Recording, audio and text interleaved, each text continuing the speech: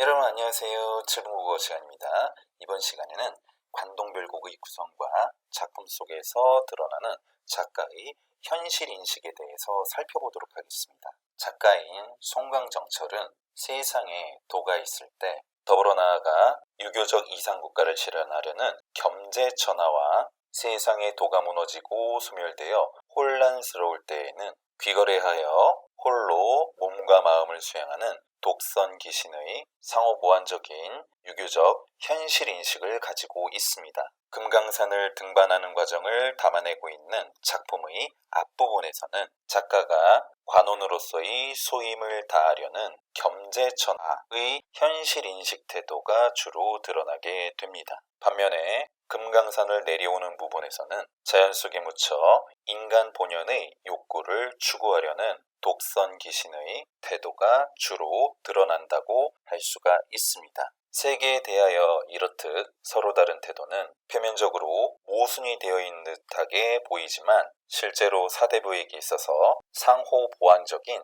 정신세계가 드러나는 것이라고 할 수가 있습니다. 관동별곡에서도 이러한 태도들이 드러나는데 겸재천하를 하기 위하여 선정, 연군지정, 우국지정과 같은 관원으로서의 마땅히 해야만 하는 책무는 자연에 묻혀 자유롭게 아름다움을 만끽하려는 태도와 서로 갈등을 하게 됩니다. 하지만 이러한 갈등은 표면적인 것이고 실제로는 이를 선후의 문제, 즉 앞뒤의 문제로 생각하여 슬기롭게 해결을 하는 모습을 보이게 됩니다. 결사의 신선과 대화를 나눈 부분에서 화자는 북두칠성에 바닷물을 담아 그 술을 신선과 서너 잔 마신 뒤에 온 세상의 백성에게 이를 먼저 골고루 나누어준 뒤에 다시 만나 또 한 잔 하자는 이야기를 하면서 먼저 백성을 다스리고 그 다음에 개인적 욕구를 해소하려는 선우후락의 애민정신을 통하여 이러한 갈등을 해소하고 있다고 말씀드릴 수가 있습니다. 올바른 정치, 선정에 대한 포부는 대표적으로 본사의 활용소에서 느낀 감회를 서술한 부분에서 살펴볼 수가 있습니다. 화자는 활용소의 연못을 천년노룡, 즉 자기 자신에게 비유를 하며 이 물이 밤낮으로 흘러 넓은 바다로 이었으니 풍운을 언제 얻어 그 물이 흘러 바람과 구름이 되어 선정을 베풀 수 있는 기회가 되어 3일 후 3일 동안 흡족하게 내리는 비, 다시 말하면 선정 또는 임금의 은총을 내리려 하느냐라고 이야기를 합니다. 음의 이온풀, 그늘진 벼랑에 시든 풀, 다시 말하면 고통받는 헐벗고 굶주린 백성을 다 살와 내어 살아, 다 살려 내는구나 라고 이야기를 하며 선정에 대한 포부를 다짐하고 있는 것입니다. 한편 임금을 사랑하는 연군지정이 드러나는 부분은 서사 부분에서 관내를 돌아보며 선정을 베풀겠다고 다짐하는 단락에서 살펴볼 수가 있습니다. 소양강을 내린 물이 어디로 흘러든단 말인가? 고신거국에 백발도 하도 할시야. 늘 바른 말을 하여 외로운 신하가 임금 곁을 떠나니 근심 걱정에 흰머리가 많기도 많구나.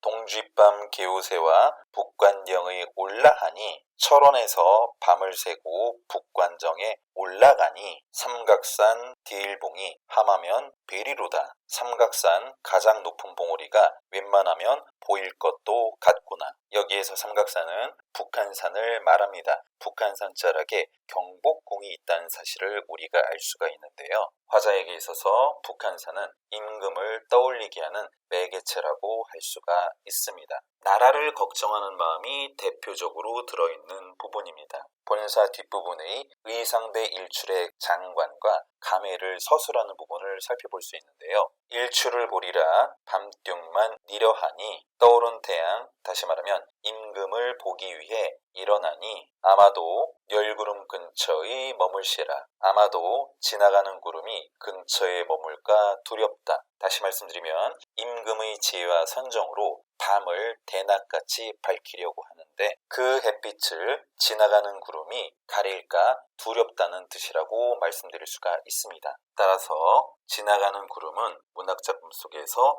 간신을 상징하는 부정적인 상징물이라고 할 수가 있고요. 이 부분에서 나라를 걱정하는 우국지정이 들어있다고 말씀드릴 수가 있습니다. 그러면 관동별곡의 구성을 살펴보도록 하겠습니다. 작품은 서사, 본사, 결사 3단 구성으로 되어 있고 때로는 기승전결의 4단 구성이라고 하기도 합니다. 시간의 흐름과 공간의 이동에 따른, 다시 말씀드리면 발자국을 따라가는 추보식 구성이라고 할 수가 있습니다. 여기에서는 3단 구성에 따라서 본문의 내용을 안내해 드리도록 하겠습니다. 서사 부분입니다. 유배지였었던 전라도 창평에서 한양으로 올라와 임금께 하직 인서를 올린 뒤 강원도 회양까지 이동하는 과정을 압축적이고 속도감 있게 전개하였습니다. 이 부분에서는 관찰사로 임명되어 임금의 은혜에 감격을 하게 되고 나라를 걱정하며 임금을 그리워하는 우국지정과 연군지정이 드러나게 됩니다.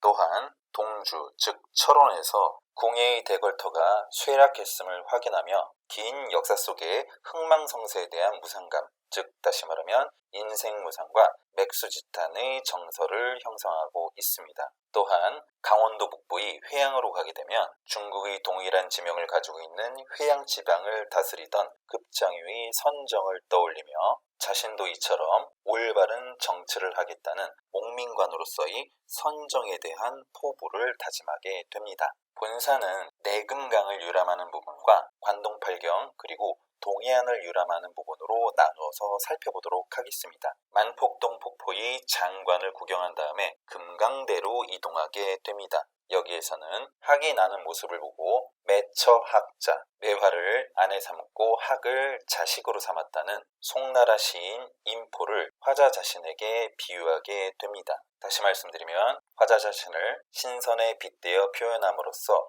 호방한 기상을 형성한 것이라고 할 수가 있습니다. 또한 진월대에 이르게 되면 높이 솟아있는 망고대와 혈망봉을 바라보면서 굽힐 줄 모르고 바른 말을 하는 충신의 모습인 듯 여기게 되는 부분을 살펴볼 수가 있습니다. 금강산을 내려오게 되는 본사의 뒷부분에서는 산을 떠나는 아쉬움과 함께 관리로서의 임무와 자연 속에서 놀면서 신선을 따르고 싶은 욕망 사이에서 느끼는 갈등이 비로소 드러나게 됩니다. 망양정에 이른 뒤 결사 부분에서는 동해의 월출을 바라보며 선정을 다짐하고 꿈속에서 신선을 만나면서 술잔을 나누며 선우우락을 다짐하며 갈등을 해소하게 됩니다. 마지막으로 결사의 낙구에서는 명월이 천삼만락의 안이 비춘 대없다라고 이야기를 하며 임금의 은총이 온 세상에 비추지 않은 곳이 없다라고 하며 선정에 대한 바람을 드러내고 있습니다.